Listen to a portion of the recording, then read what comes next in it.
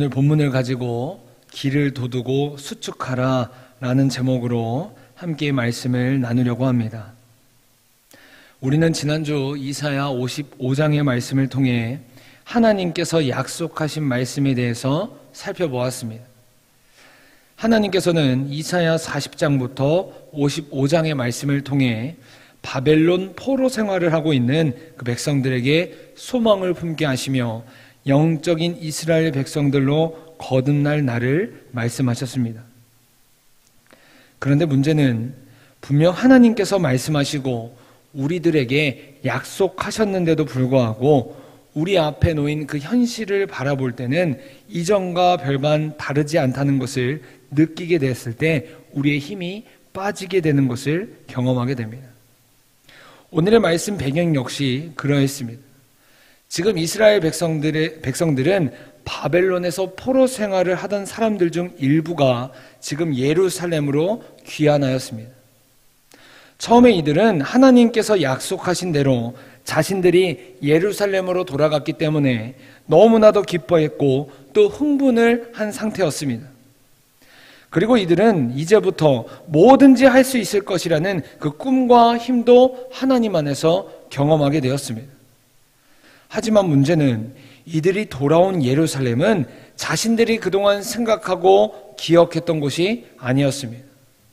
그래서 폐허가 됐던 그 예루살렘을 본 사람들은 앞으로 어떻게 우리가 살아가야 하는지에 대해서 막막하다고 느끼게 되었습니다.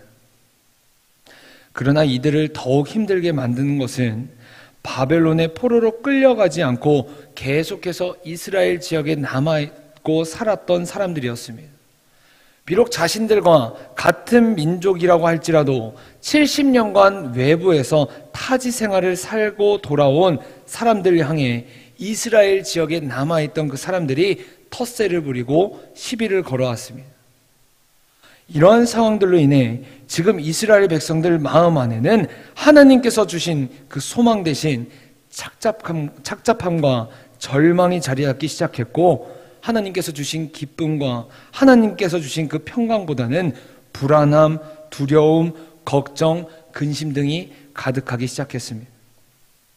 그런데 바로 그때 하나님께서는 오늘 말씀을 통해 그 좌절감에 빠진 이스라엘 백성들에게 재정비하여서 다시금 하나님께서 인도하시는 길로 갈 수 있도록 방향을 잡아주시고 힘을 주시고 소망을 품게 하셨습니다. 그렇다면 백성들에게 하나님께서는 어떤 말씀을 통해 다시금 힘을 내며 소망을 주며 믿음의 여정을 걸어갈 수 있게 하셨을까요? 이와 같은 질문을 가지고 오늘 말씀을 살펴보려고 합니다. 먼저 하나님께서는 이스라엘에게 14절의 말씀을 통해 길을 도두고 길을 수축하라 라고 말씀하고 계십니다. 여기서 말하는 길이란 우리가 세상을 살아가면서 걸어가는 믿음의 길을 의미하고 있습니다. 그래서 하나님의 백성들은 이 길을 제대로 걸어가야만 다른 곳에 빠지지 않고 하나님께로만 온전히 나아갈 수가 있게 됩니다. 지난주 이사야 55장의 말씀을 통해 등장하는 악인, 불의한 자에 대해서 제가 말씀드렸던 적이 있습니다. 여기서 말하는 악인은 하나님의 길보다 자신이 원하는 생각대로 자신이 원하는 길을 걸어가는 사람을 의미한다고 합니다. 따라서 지금 하나님께서 이스라엘 백성들에게 길을 도두고 수축하라 라는 말의 의미는 하나님의 길을 온전히 걸어가 백성들에게 예비하신 영광, 백성들에게 계획하신 그 구원을 경험하라고 말씀하시는 것입니다. 여러분, 길에는 몇 가지 특징이 있습니다. 먼저 길이 아무리 험하고 아무리 그 길이 어렵다고 할지라도 길다고 할지라도 그 끝에는 목적지가 정해져 있다는 것입니다. 하나님의 백성들에게 목적지는 어디일까요? 그것은 바로 하나님께서 예비하신 새하늘과 새 땅, 하나님께서 예비하신 영광의 자리, 우리가 회복되는 날, 하나님께서 우리 가운데 전적으로 일하시는 날, 그것이 바로 우리가 걸어가야 하는 종착지, 우리가 걸어가야 하는 믿음의 여정의 끝자리라는 것입니다. 또한 길에는 또 다른 특징이 있는데 바로 길의 종류에는 여러 가지 종류가 있다는 것입니다. 우리가 걷고 싶어하는 평탄한 길도 있지만 구불구불한 길, 막다른 길, 거친 길도 존재한다는 것입니다. 그래서 때로는 우리가 느낄 때 편안하게 걸어가는 길도 있게 되지만 우리가 믿음의 여정을 걸어가게 되면 고난의 길, 시험의 길도 우리 삶 가운데 분명히 존재한다는 것입니다. 그래서 우리가 그 어려운 길을 걸어갈 때면 우리는 힘들게 느끼기도 하고 힘이 빠지기도 하고 지치기도 한다는 것입니다. 지금 이스라엘 백성들의 마음이 그러했습니다. 희망을 품고 돌아온 예루살렘이었지만 자신들 앞에 놓여 있는 그 현실적인 문제들로 인해서 힘이 빠져버렸던 것입니다. 그래서 하나님께서는 지금 백성들을 위로하시고 다시금 하나님의 길을 걸어갈 수 있도록 올바른 방향을 잡고 알려주고 힘을 주신다는 것입니다. 그런데 사랑하는 여러분, 우리의 인생도 똑같지 않습니까? 분명 우리가 하나님 앞에서 기도하다가 말씀을 듣다가 하나님께서 나에게 말씀을 주셔서 마음을 주셔서 응답을 받았음에도 불구하고 우리 삶 가운데 예배당을 나아가면 단번에 바뀌지 않는 현실, 답답한 상황들로 인해서 우리의 영적인 힘이 빠지고 하나님의 길에서 벗어나서 살아갈 때가 종종 있는 것 같습니다. 부끄러운 고백이지만 저 역시도 분명 하나님께서 저에게 말씀을 주셔서 기도하다가 찬양하다가 하나님께 부르짖어서 응답을 받았다고 생각했지만 오랫동안 제 앞에 놓인 그 현실, 바뀌지 않는 현실을 마주할 때면 아무것도 하지 않고 다 놓아버리고 싶은 적이 한두 번이 아니었습니다. 그런데 하나님께서는 그런 저를 보시고 연약한 우리를 보시며 다시금 힘을 주십니다. 오늘 보면 15절에 보니까 연약한 우리와 함께 하신다고 하나님께서 분명하게 말씀하고 계십니다.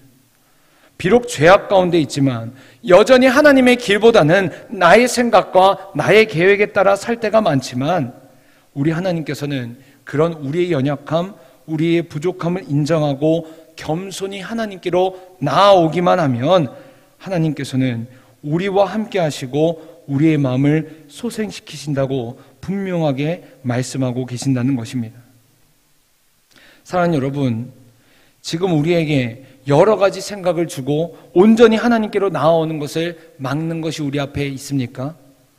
혹시 나의 인생이 막다른 길처럼 느껴지고 어려운 상황으로 느껴지는 분들이 계십니까?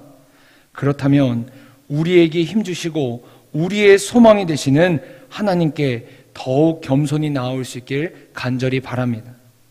우리의 연약함을 인정하고 하나님께만 겸손히 엎드려져서 하나님만 붙잡으며 나올 수 있길 간절히 원합니다.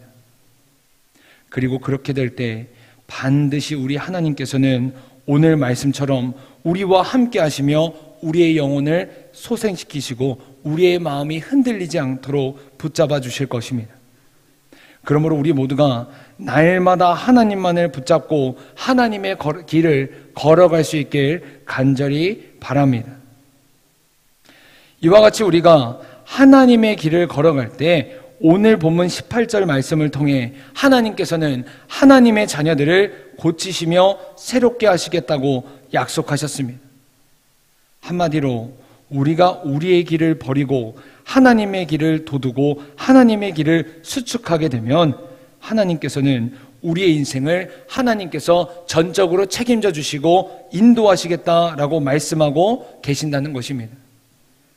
그런데 사랑하는 여러분, 우리가 이와 같은 인생을 경험하기 위해서는 한 가지 전제 조건이 있습니다. 그것은 바로 우리가 앞서 살펴본 바와 같이 우리가 하나님 안으로 들어가 하나님의 길을 온전히 걸을 때만 가능하다는 것입니다. 하지만 문제는 우리가 그 길을 걸어갈 때 우리가 걷는 그 길에는 하나님의 길을 걷지 못하게 만드는 돌뿌리들이 존재한다는 것입니다. 이를 오늘 본문 14절의 하반부에서는 거치는 것이라고 표현하고 있습니다. 이 단어 안에는 넘어지게 만드는 장애물이라는 뜻을 내포하고 있습니다. 다시 말해 하나님의 약속을 간직한 백성들을 자꾸 넘어지게 만들고 포기하게 만들고 죄를 짓게 만드는 죄의 유혹이 바로 거친 것, 우리들을 넘어지게 만드는 돌뿌리 장애물이라는 것입니다. 따라서 우리가 이것을 뿌리 뽑고 제하여 버려야지만 우리는 포기하지 않고 방향을 잃지 않고 하나님의 길로만 걸어갈 수 있게 된다는 것입니다. 그리고 그렇게 될 때 하나님께서는 하나님의 길을 걸어가는 그 사람들, 그 삶의 안에 임하시고 위로하시며 가장 선한 길로 인도하신다는 것입니다. 이것을 오늘 본문에서 한마디로 표현하면 19절 하반부에 등장하는 하나님께서 우리에게 평강을 부어주시겠다라고 말씀하시는 것입니다.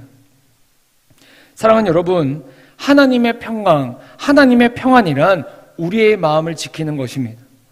다시 말해 하나님께서는 우리가 하나님의 길을 걸어갈 때 우리에게 흔들리지 않은 마음을 주시겠다는 것입니다. 안타깝게도 우리는 하루에도 수십 번 우리의 마음이 흔들리는 것을 경험하게 됩니다. 새로운 환경, 생각하지 못한 상황, 다른 사람들과의 그 관계 속에서 우리는 우리의 마음이 쉽게 흔들리는 경험을 하게 된다는 것입니다. 그래서 때로는 우리가 그 상황 가운데 분노하기도 하고 시기하기도 하고 욕을 하기도 하고 심하면 우리의 마음이 무너지는 듯한 그 경험을 하게 됩니다.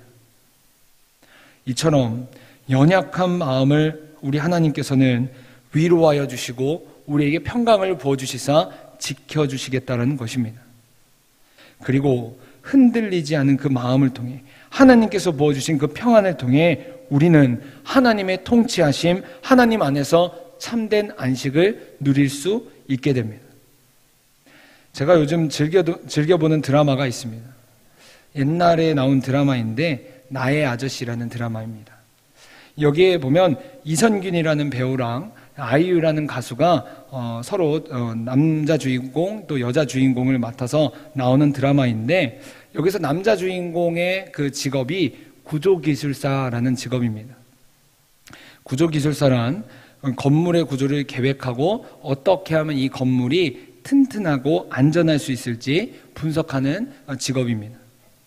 그런데 이 남자 주인공이 말한 대사 중에 저에게 와닿은 말이 있습니다. 제가 한번 말씀드리겠습니다. 건물을 지을 때는 언제나 외력보다 내력이 강해야 건물이 안전할 수 있다. 여기서 말하는 외력은 바람, 비, 지진과 태풍 등 건물에게 위협이 되는 것들이다. 하지만 그 외력보다 그 외력을 버틸 수 있는 내력이 강하다면 그 건물은 아무 문제 없이 버틸 수 있다.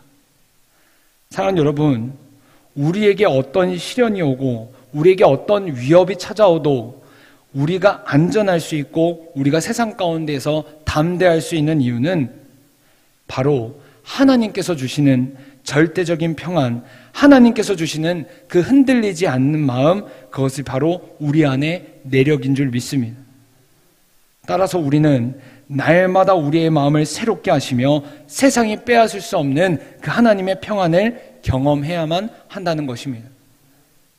그러므로 바라기는 우리 모두가 날마다 하나님의 안에서 정도의 길을 걸어가 하나님께서 우리와 함께 하심을 경험하고 하나님께서 우리에게 부어주시는 절대적인 평안을 경험할 수 있길 간절히 소망합니다.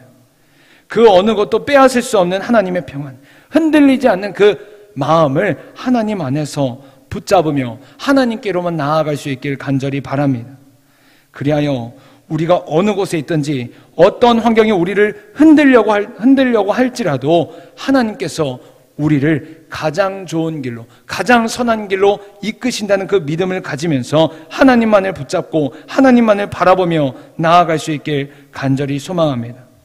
오늘 하루 각자의 자리에서 살아갈 때 우리 모두가 하나님 안에서 거친 것을 제하여 버리고 하나님이 원하시는 종착지로 도착할 수 있길 간절히 소망합니다. 다 함께 기도하겠습니다.